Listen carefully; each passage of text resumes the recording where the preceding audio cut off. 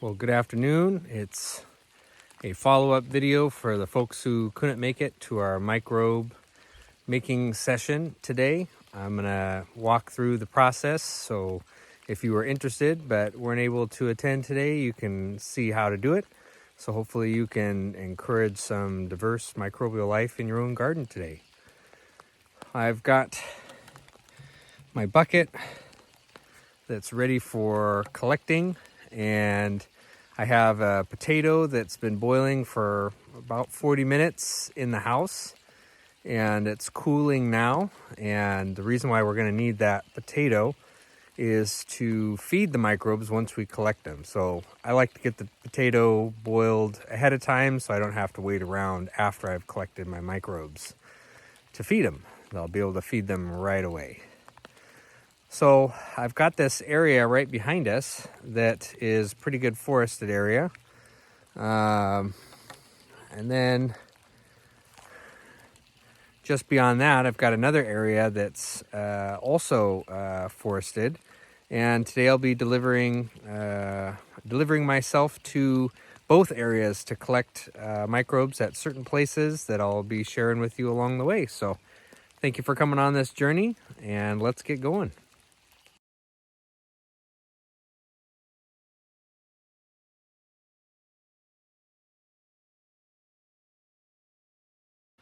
Well, you can see this great big grand fir in the background. This is one of the older trees that's on our farm, and I definitely want to get a collection from some of the oldest and most diverse microbes around. So I'm headed to this, the base of this great grand fir, which is right next to the Skagit River today.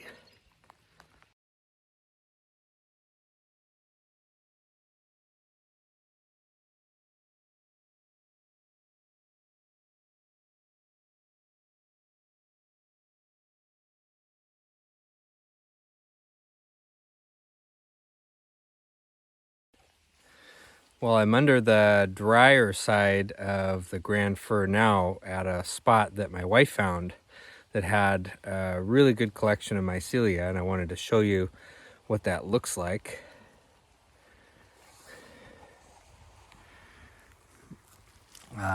As we're digging around here,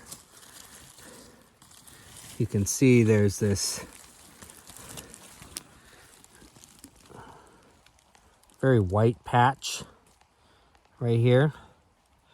This is heavy fungal growth, and this is precisely why I came to this tree, so that we could find microbes like this that are going to be kind of the more robust and diverse fungal microbes to help our soil maintain that fungal aspect that we really want for our garden.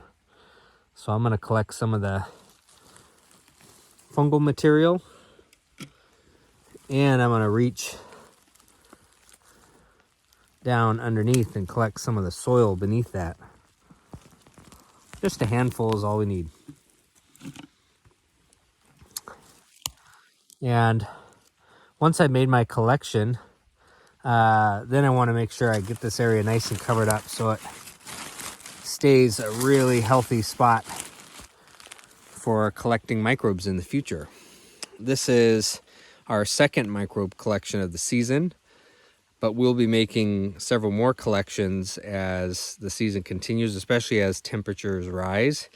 We want to be able to collect microbes that are sensitive to different temperatures and add those into the garden as well.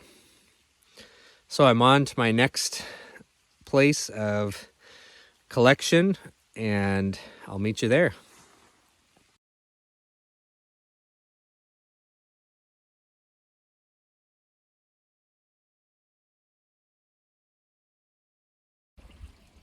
Well, this is a special place on my way to the next collection site that I like to come and think and feel and experience just being right next to the Skagit River where we live.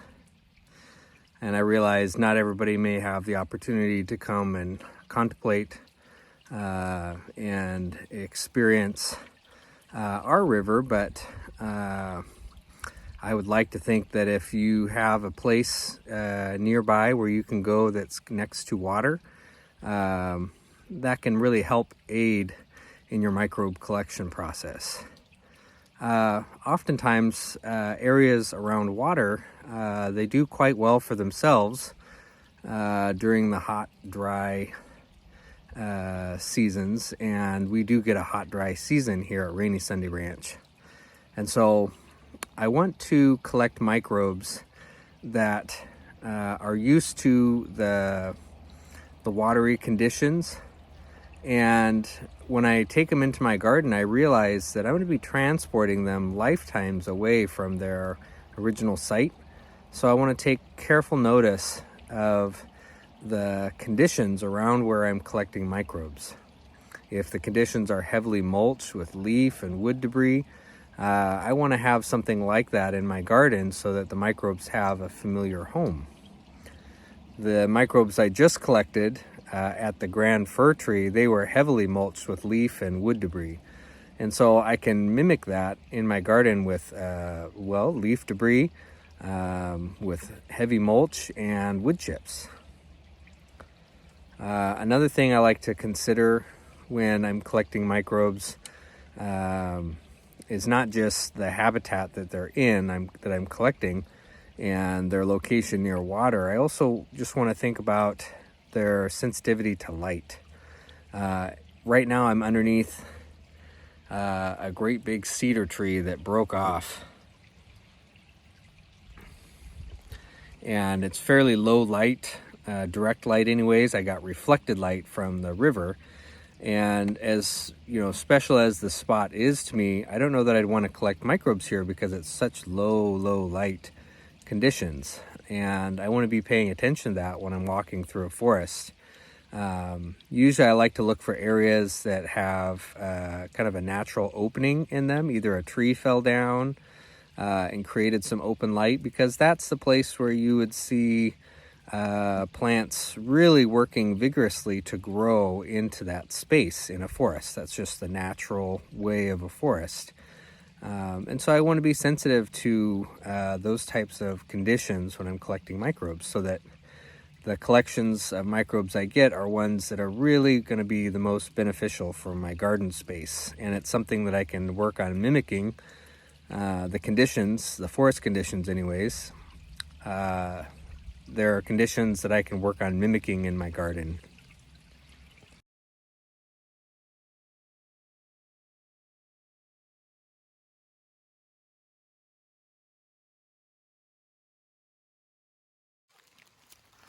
Another nice thing that I'm noticing in this spot where the soil is, if I pick it up, it's fairly crumbly, but if I squeeze it together, it tends to maintain its shape.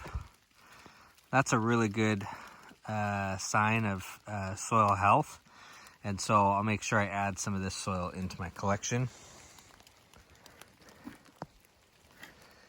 And again, when I'm done collecting in a site, I want to make sure that site gets recovered back up, so it's good for collecting another time in the future.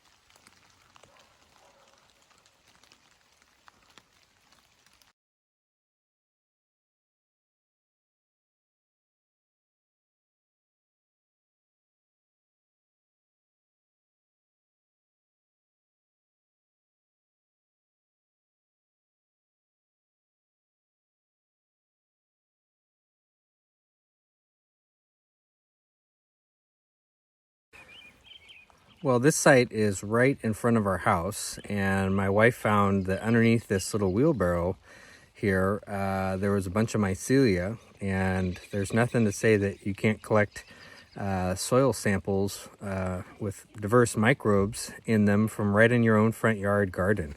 And so I'm going to do a collection right underneath the wheelbarrow and add that right into our garden. That makes it really easy, especially if you can't travel very far, but you know what to look for. You can get that really high fungal dominant microbe collection right out your front door.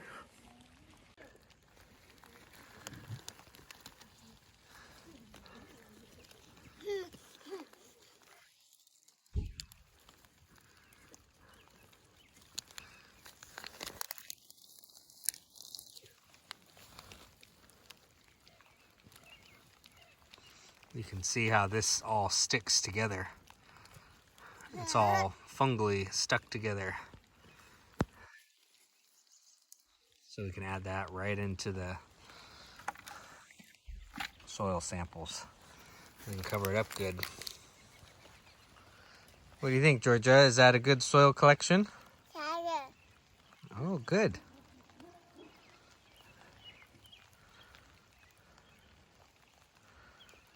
Nice thing about this type of work is your kids can come along and help with you.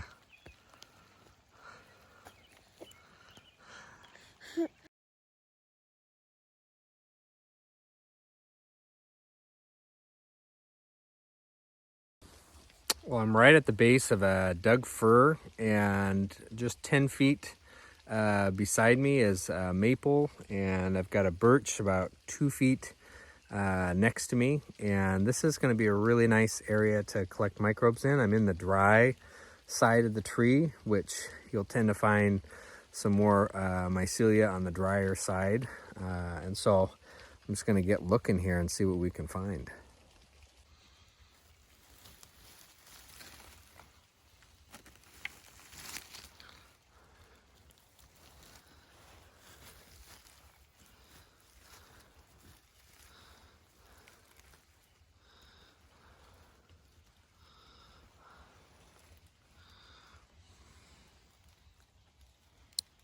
If you look carefully there, you can begin to see some of these white strands.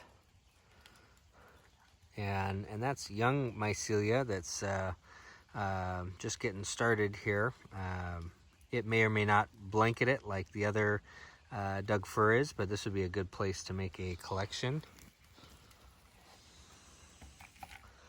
And then I just go right underneath into the soil and pull a little bit of the soil underneath there, and look how dark that soil is.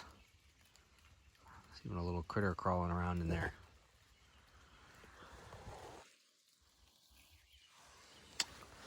I'll do one collection from the maple before I go. Once again, I'm at the dry side of this maple, just peeking around in here.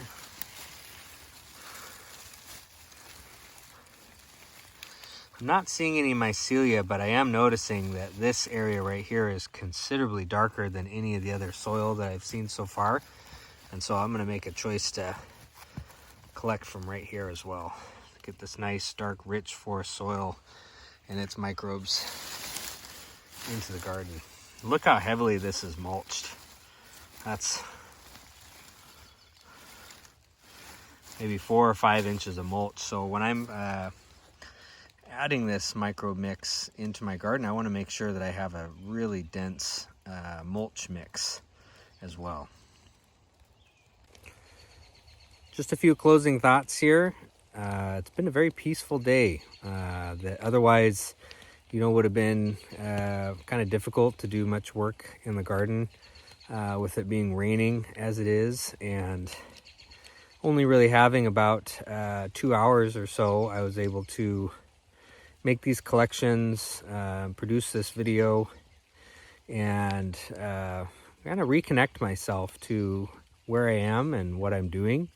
And that is not to be overlooked when you're making your micro mix. Some of those effective processes of gardening can be extremely helpful for your mood and just overall health. So I don't want to downplay what also occurred here today, but I do feel much better than I did when I began. And that's uplifting. I want to be able to continue this practice and do it in a sustainable way for myself and for my family. So I'm going to get back and show you real quick how we make a mixture, and then we'll be sending you on your way. And hopefully you can do something like this at home. You feel empowered, and you'll be able to find that connection around your land by doing this type of microbe collection.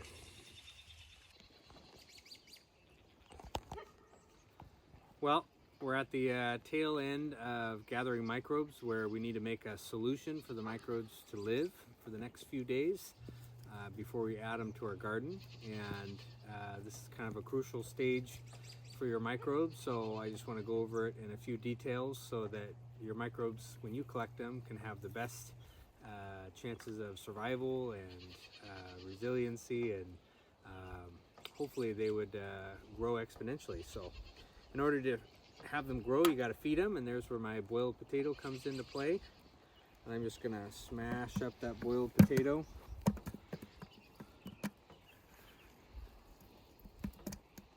So it's nice and squished up for the microbes. They have small mouths, so the squishier the better. And again, I boiled this for about 45 minutes and then let it cool while I went on the microbe walk. You can add table salt or Himalayan salt or sea salt. I like to add some of this kelp meal since I have it. It'll just add a little bit more mineral nutrients to your mixture. So it's probably like half a little tiny jar of it will go in there. And then I add all of those soil samples that we took today in there. And then I'm going to add the water.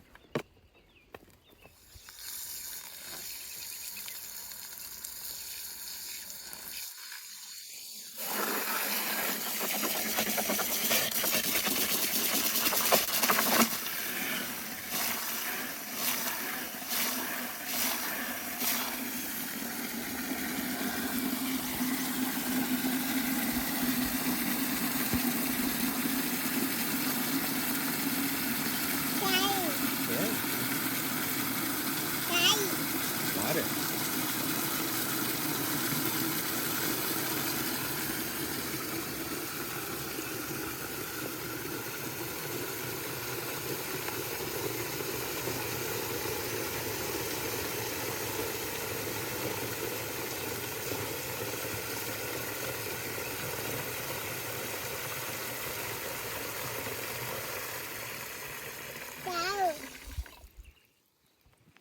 And I leave a little bit of room at the top of the bucket because, well, in the summertime it'll tend to foam up quite a bit, and we'll see how it does, it being early spring, if we get much foamy action or not.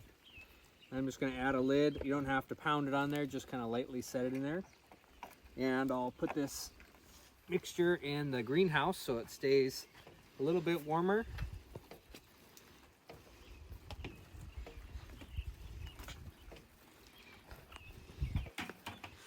And that's all there is to it, collecting microbes and making a microbe solution. And hopefully you can try that out in your garden someday. Thanks for joining me.